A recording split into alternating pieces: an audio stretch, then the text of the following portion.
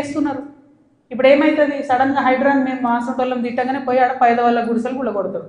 మీకేం నష్టం అవుతుంది? ఆ పేదవాళ్ళ మీద కూడా మీరు ఏరుకుంటున్నారు పైసలు. అన్యాయం ఇది. 307 సర్వే నెంబర్తో నాకు సంబంధం లేదు. నా భర్త ఫోటో ఏదైతే చూపించారో దాని గురించి నేను ఇప్పటివరకు ఎక్స్ప్లెనేషన్ ఇచ్చిన. ఆ ఎక్స్ప్లెనేషన్తో పాటు కృష్ణారావు గారితో పాటు టీ న్యూస్ ఛానల్తో పాటు ఎలిమినేటి ఈయన పేరేంటి మహేశ్వర్ రెడ్డి, అల్లేటి మహేశ్వర్ రెడ్డి గారికి కూడా లీగల్ నోటీసులు ఇస్తున్నాం. ఇంకా గమ్మత్ ఏంటంటే ఇప్పుడు ఈ చెరువు, దీని మధ్యలో ఉన్న చెరువు అని చెప్పిన కదా, ఆ చెరువు పేరు ఏంటి అంటే ఎండి ఉస్మాన్ కుంట. ఇక బీఆర్ఎస్ ప్రభుత్వంలో కేటీఆర్ గారి హయాంలో అద్భుతంగా ఏం జరిగిందంటే బోల్డని చెరువులను ప్రైవేట్ బిల్డర్స్కి డెవలప్మెంట్కి అండ్ బ్యూటిఫికేషన్ అని ఇచ్చారు. ఇలా కొన్ని జెన్యూన్ ఉన్నాయి, మంచినే వాళ్ళు పాపం బ్యూటిఫికేషన్ చేసారు సిఎస్ఆర్ కింద. చాలా మటుకు ఎట్లున్నాయంటే ఇప్పుడు ఈ ఎవరైతే ప్రణీత్ బిల్డర్స్ ఉన్నారో, ఆ ఫోటో పట్టుకో, ఆ మొత్తం 71 ఎకరాలు కట్టినటువంటి ప్రణీత్ బిల్డర్కే ఈ ఉస్మాన్ కుంట చెరువు డెవలప్మెంట్కి ఇచ్చారు. ఇస్తే ఆయన ఏం చేసిండు, దాన్ని డెవలప్ చేసి ఊరోళ్ళకి ఇవ్వకుండా డెవలప్ చేసి అందులో 4 ఎకరాలు మింగి ఆ 4 ఎకరాలలో 8 విల్లాలు కట్టి చుట్టూ కాంపౌండ్ వాల్ పెట్టి జనంకి అవకాశం లేకుండా వేసారు. అంటే నీకు డెవలప్మెంట్ కనిస్తే నువ్వు మింగేసినావు. అందులో నీ కొడుకే డైరెక్టర్ ఉన్నాడు కృష్ణారావు గారు. మరి సమాధానం ఇప్పుడు చెప్పు, ఏం చెప్తావు నాకు అర్థం కాదు. ఏదో నిన్నటి నుంచి తమాషా చేస్తున్నట్టు జాగృతలు దాడి చేస్తారు గీడి చేస్తారని. మాకు అట్లాంటి ఆలోచన ఏం లేదు. మేము మీ మీద దాడి చేసేంత పెద్ద వ్యక్తి మీరు కాదు. ఫస్ట్ థింగ్ వదిలేసేయండి, మీ మీద దాడి చేసే అవసరమే లేదు. మీ ఎన్కో గుంటనక్క ఉంది చూసినావా, వాళ్ళని మాత్రం వదిలిపెట్టండి. ఆ గుంటనక్కకి చెప్తున్నాయి ఇప్పుడు ఇనమని. ఆ గుంటనక్క ఇంటుంటాడు, ప్రెస్ మీట్ నాకు తెలుసు. సియాట్ ల్యాండ్స్ ఉండే, దాన్ని తర్వాత ఏం చేసిండ్రు, సెయింట్ గోబెన్ అనే కంపెనీకి ఇచ్చిర్రు 70 ఎకరాలు. దాని తర్వాత ఏం చేసిర్రు, ఈ గుంటనక్క రికమెండ్ చేస్తే మన BRS government favourite builder Vasavi ఉన్నాడు కదా, ఆ వాసవి బిల్డర్కే ఇచ్చిర్రు.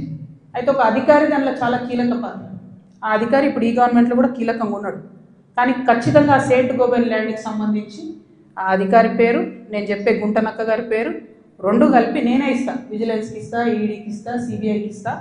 ఇక చూసుకోరు, ఏం చేసుకుంటారో వేసుకో. నేను మీలాగా ఫాల్తు అలిగేషన్స్ చేయను.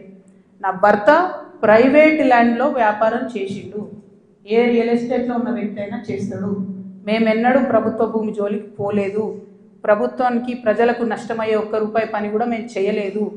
మీరు అనవసరంగా లేనిపోయిన అలిగేషన్స్ నా మీద వేసి ఈమె ఏదో జనం బాట పేరుకొని జనంలో పోతుంది, ఈమెను డిస్టర్బ్ చేద్దాం, మైండ్ ఖరాబ్ చేద్దాం అనే ఆలోచనలు పెట్టుకుంటే మాత్రం నేను చూస్తూ ఊరుకోను. ఇవాళ జవాబు ఎందుకు ఇస్తున్నా అంటే నేను మీలాగా వెన్ను చూపించి పారిపోయే వ్యక్తిని కాదు. నా మీద వచ్చిన అలిగేషన్కి అవుట్ రైట్గా సమాధానం చెప్పే వ్యక్తిని. నా జాగృతి కార్యకర్తలందరికీ కూడా, తెలంగాణ ప్రజలందరికీ కూడా నేను క్లారిటీగా చెప్తున్నాను. 10 ఏళ్ళ బీఆర్ఎస్ పాలనలో నాకు ఏ దాంతో కూడా సంబంధం లేదు. నన్ను నిజామాబాద్ వరకు పరిమితం చేసిండ్రు. 5 ఏళ్ళే నేను యాక్చువల్గా ఉన్నది పవర్లో. ఆ 5 ఏళ్ళు ఎంపీగా ఉన్నప్పుడు ఢిల్లీ, నిజామాబాద్, హైదరాబాద్. నా మొత్తం ట్విట్టర్ చూసుకోండి, నా క్యాలెండర్ చూసుకోండి. ఇప్పుడు ఎట్లయితే జనంబాట పేరు పెట్టుకొని ప్రతిరోజు తిరుగుతున్నానో అప్పుడు కూడా నేను మన ఊరు మన ఎంపీ పేరుతో నిరంతరం ప్రజల మధ్యలో ఉన్నా. పైరవేలు చేసుకోలే నేను ఎప్పుడు. నేను చాలా గర్వంగా ఫీల్ అయినా. నేను తెలంగాణ నుండి మొదటి ఎంపీగా పార్లమెంట్కి పోయినా. కొట్లాడుతుంటే మీ పిచ్చిలేసినట్టు గంటలు ఒరుతుంటే మీ పార్లమెంట్లో ఎంత ఫైట్ చేసినాం స్టేట్ కోసం. మీరేమో మేము ఆడ ఢిల్లీలో కొట్లాడుతుంటే ఇక్కడ ఏసీ ఆఫీస్లా ఉండి పందికొక్కుల్లాగా కేసీఆర్ గారు నీడనే ఏరి ప్రజల సొమ్ము తిన్నది కాకుండా ఉల్టా నా మీద వెకిలి ప్రయత్నాలు వేస్తే మాత్రం ఒక్కొక్కరిది కాళ్ళు ఇరగొడతా చెప్తున్నాను. నాకు ఇట్లాంటి భాష మాట్లాడడం ఇష్టం ఉండదు. ఇవాళ మాట్లాడక తప్పని పరిస్థితి అవుతుంది.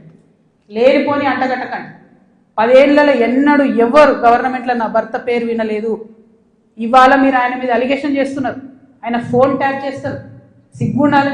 ఇంటర్లో ఫోన్ ట్యాప్ చేస్తారు, ఇటువంటి వెధవ ప్రచారాలు చేస్తారు. ఇంకా కళ్ళు చల్లబడతలేవా మీకు? పార్టీలకి నిలబొట్టరు కదరా బయటికి. ఇంకేంది? నేను ఊరుకునేదాన్ని కాదు బిడ్డ, చెప్తున్నా. ఇప్పుడే మొదలుపెట్టినా. మీరు సెయింట్ గోబెన్ సంగతి చెప్పండి. వాసవికి ఇచ్చినటువంటి 100 భూములు ఉన్నాయి. ఇవాళ గవర్నమెంట్ని, కాంగ్రెస్ గవర్నమెంట్ అంటున్నారు కదా మీరు, హిల్ట్ పాలసీ పెట్టి దారాదత్తం చేస్తున్నారని. దానికి కిటికీలు తెరిచింది ఎవరు? దానికి బీజం వేసింది ఎవరు? డిస్టిలరీ భూములు అమ్మినరా? లీజుకి ఇచ్చిన భూములు. లీజుకి ఇచ్చిన భూములలో ప్రజలకు డబుల్ బెడ్రూమ్ ఇండ్లు కట్టియాలి, హాస్పిటల్ కట్టాలి, స్కూళ్ళు కట్టాలి. ఇండస్ట్రీ తీసేస్తే ప్రైవేట్ వ్యక్తులకు ఎట్లా అమ్మిండ్రు? దాని మీద సంతకం పెట్టింది ఎవరు? కేటీఆర్ గారు కాదా? చాలా కంపెనీలు ఉన్నాయి. మీరు కూడా సెలెక్టివ్గా లీజుకి ఇచ్చారు కదా. మీరు కిటికీలు తెరిచిర్రు, ఈ గవర్నమెంట్ దర్వాజాలు తెరిచిర్రు దోసుకొని తినండి అని చెప్పి. జనంకి మాత్రం ఏం చేయకండి, హాస్పిటల్ కట్టకండి, స్కూల్ కట్టకండి. ఎవడన్నా నా సొంటోడు అడిగితే మా మీద ఉల్టా అలిగేషన్ ఇవ్వండి. అల్టిమేట్గా ప్రజా జీవితంలో ఉన్నటువంటి వ్యక్తులుగా ఒక